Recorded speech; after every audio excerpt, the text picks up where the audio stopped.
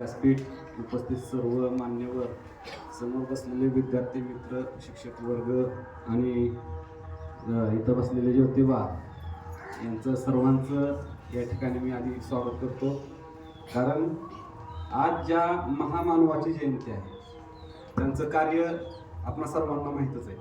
तरी पण त्यांनी ज्यावेळेस शाळा सुरू केली, आपल्या पत्नीला स्वतः शिकवलं, त्यावेळेस महिलांना शिक्षण घेण्याचा अधिकार नव्हता किंवा महिलांना किंमतच या समाजात नव्हती.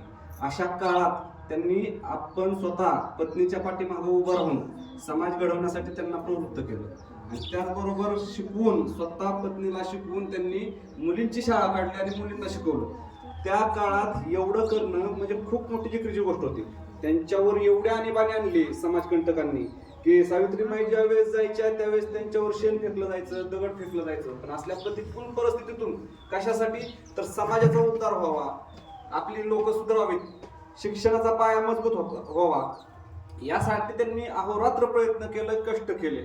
बरं, त्यांच्याकडे महात्मा ज्योतिबा फुले हे असताना चांगल्या कुटुंबातले व्यक्ती होते आणि त्यांनी जोपर्यंत हा लढा पुकारला नाही ना, तोपर्यंत त्यांचं सगळं चांगलं चाललं होतं.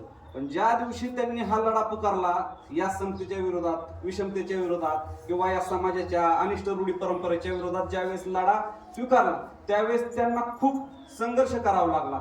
असंच आपण एखाद्या गोष्टीच्या जर पाठीमागं लागलो तर आपल्याला सुद्धा तेवढ्या यातना सहन कराव्या लागतात. कारण त्यांनी जेवढ्या केल्या तेवढ्या तर आपण करू शकत नाही. पण आताच्या काळात आपण थोडा जरी संघर्ष केला तरी आपण त्यांच्या एवढं नाही, पण आपण त्यांच्या विचारांना पुढे नेऊ शकतो.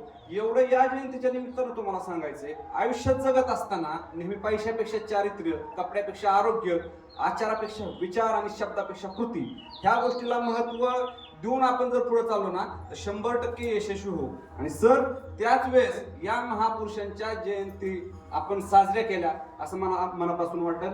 तुम्हीही या विचारावर चाला. आज महात्मा ज्योतिबा फुले यांची जयंती, या निमित्त तुम्ही आम्हा सर्वांना बोलवलं, आमचा मान सन्मान केला, त्याबद्दल बोराटे वस्तीचं आणि अंतुर्णीतील सर्व ग्रामस्थांचं मी मनापासून धन्यवाद देतो.